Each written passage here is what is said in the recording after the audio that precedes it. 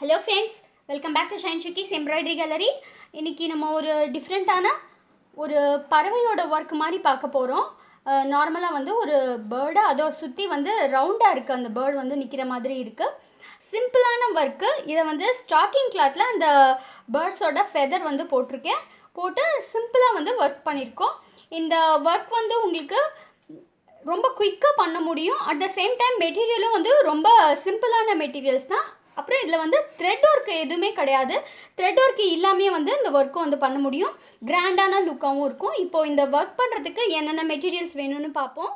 டிசைனோட பின் உங்களுக்கு வேணும்னா, அதாவது இந்த பேட்டர்னோட ட்ரேஸ் வேணும் அப்படின்னா என்னோடய பின்னில் வந்து செக் பண்ணலாம். பின்னோட லிங்க் வந்து டிஸ்கிரிப்ஷனில் வந்து தந்திருக்கேன், நீங்கள் பாருங்கள்.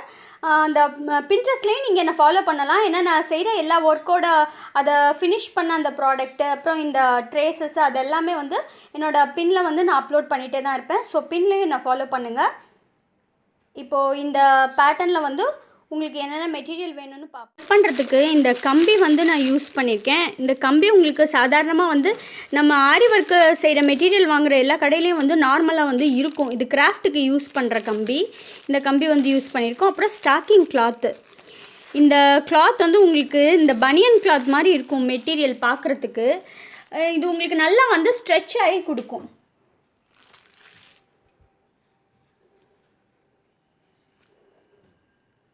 இது மாதிரி டபுள் கலரில் இருக்கும். உங்களுக்கு நம்ம ஷேடாகவும் வந்து கொண்டு வரலாம். இந்த மாதிரி நல்லா வந்து ஸ்ட்ரெச் ஆகி கொடுக்கும். பார்க்குறதுக்கு நல்லா அழகாக இருக்கும். நீங்கள் இந்த கிளாத் இல்லைன்னா சாதாரணமான லைனிங் கிளாத்தோ இல்லை கொஞ்சம் தின்னான கிளாத்து இதே மாதிரி மெத்தடில் வந்து யூஸ் பண்ணலாம்.